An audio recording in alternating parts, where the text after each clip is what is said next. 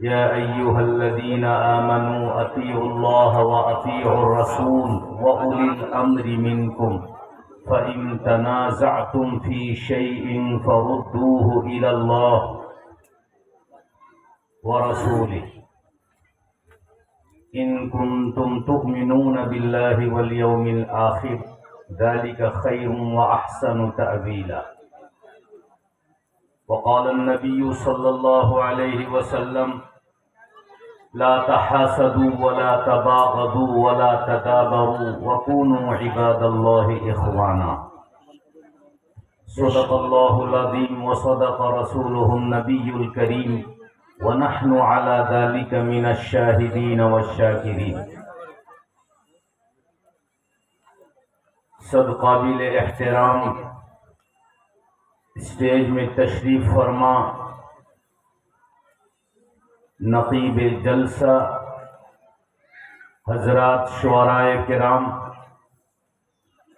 اور جلسہ و مدرسہ ہذا کے ذمہ داران و اراکین حضرات،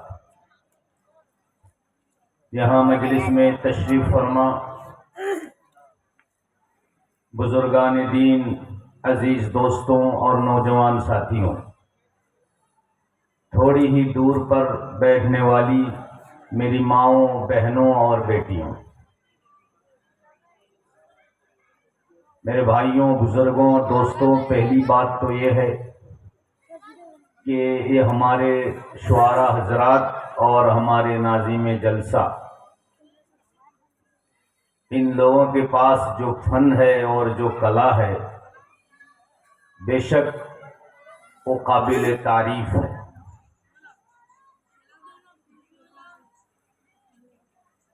میں سمجھتا ہوں ان لوگوں کے پاس میں بہت پھیکا ہوں، بے حیثیت لگ رہا ہوں۔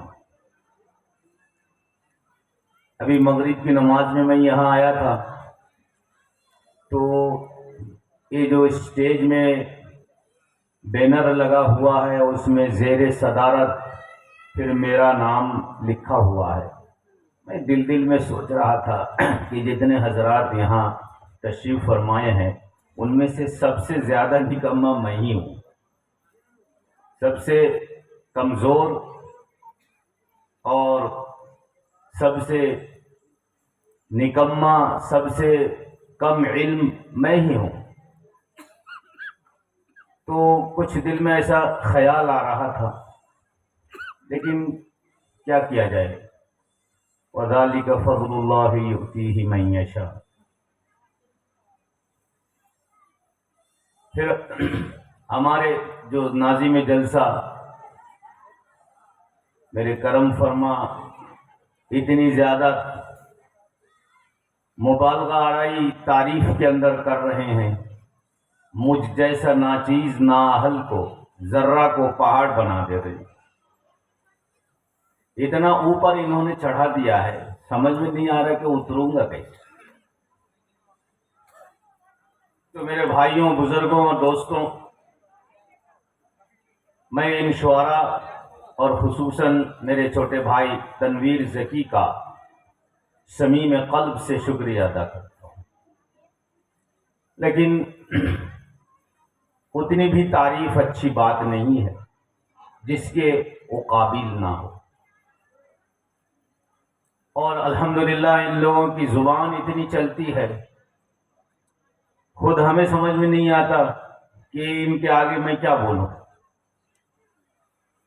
جو الفاظ کے تراش و خراش اور الفاظ کا انتخاب، الفاظ کے دامن اتنے وسیع ہیں ان کے پاس کہ مجھ جیسا بنگالی مولوی تو ایک بالکل ہکا بکا رہ جاتا ہے کہ میں کیا کہوں ایسے لوگوں کے سامنے۔ بہرحال نوازش ہے، ہمارے دوستوں کی، احباب کی نوازش ہے، ان کے دلوں میں کہیں کسی طرح سے میری قدر پیدا ہو گئی ہے اور مجھے یہاں تک پہنچا دی ہے، ورنہ ہرگز میں اس کے قابل نہیں۔ میرے بھائیوں، بزرگوں، دوستوں، میں کوئی لمبی بات کرنا بھی نہیں چاہ رہا ہوں، اس لیے کہ جو مجمع کو ان بھائیوں نے گرم کیا ہے، میں اس کو سرد اور ٹھنڈا نہیں کرنا چاہتا ہوں، اور ہمارے ناظم جلسہ نے بھی تھوڑا ہلکا سا بول دیا ہے کہ 15 منٹ، تو 15 نہیں تو 20 منٹ کے اندر انشاءاللہ بات پوری کر دوں گی۔ میں بھی یہی چاہتا ہوں اس مجلس کی کامیابی، بھائی جلسہ کامیاب ہو، جلسہ اچھا ہو، آپ سب کی بھی یہی تمنا ہے، جستجو ہے، میری بھی یہی جستجو ہے۔ مجھے بات لمبی کرنے ملے یا نہ ملے وہ تو کوئی بات نہیں ہے، مسئلہ نہیں ہے۔ بات یہ مجھے اس وقت دو چار باتیں کرنی ہے۔ قرآن کریم کے اندر اللہ سبحانہ و تعالیٰ نے فرمایا، اے ایمان والو تم اللہ اور اس کے رسول کی اطاعت کرو، فرما برداری کرو، وَلَا تَنَازَعُوا، آپس میں جھگڑو مت، لڑائی مت کرو۔ اور آج کل تو مولوی بھی آپس میں لڑائی کرنے سے دریغ نہیں کرتے، نہیں چوکتے، اور مولویوں کی لڑائی پڑھے لکھے لوگوں کی لڑائی زیادہ ہے، خدا معاف کرے۔ جہاں اتفاق ہونا چاہیے وہیں اختلاف کی بنیاد ہے، جہاں سے اتفاق کا ہمیں سبق ملے گا وہیں سے اختلاف کا آغاز ہوتا ہے۔ تو قرآن کہتا ہے کہ اے ایمان والو تم اللہ اور اس کے رسول کی اطاعت اور فرما برداری کرو، وَلَا تَنَازَعُوا، تم آپس میں مت جھگڑو۔ کیوں؟ اگر تم آپس میں جھگڑو گے تو تم بکھر جاؤ گے، تم ہلکے ہو جاؤ گے، تمہاری حیثیت ختم ہو جائے گی، اور ہواؤں میں تم بہہ جاؤ گے۔ آج پوری دنیا میں مسلمانوں کا یہی حال ہے۔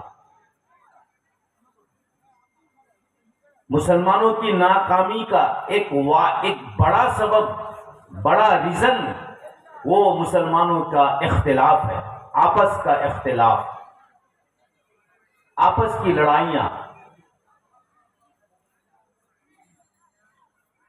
قرآن کہتا ہے یا ایھا الذین آمنوا اطیعوا اللہ واطیعوا الرسول واولی الامر منکم، تم اللہ اور اس کے رسول کی اطاعت اور فرما برداری کرو۔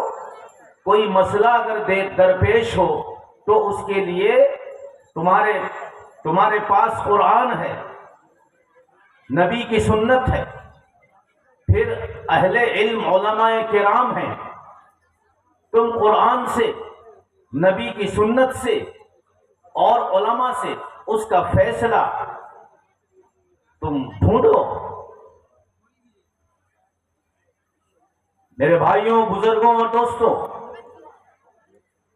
وَإِن تَنَازَعْتُمْ فِي شَيْءٍ فَرُدُّوهُ إِلَى اللَّهِ وَرَسُولِهِ، کیوں ایسا کیوں نہیں کرتے ہو؟ جب آپس میں تمہاری کوئی لڑائی ہو جاتی ہے، کوئی نا اتفاقی ہو جاتی ہے، کوئی آپس میں اگر غلط فہمیاں ہو جاتی ہیں، تو تم آپس میں بیٹھ کر اس مسئلے کو قرآن اور حدیث کی روشنی میں حل کیوں نہیں کرتے ہو؟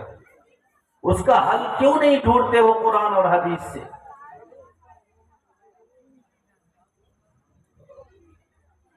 حضرت شیخ الہند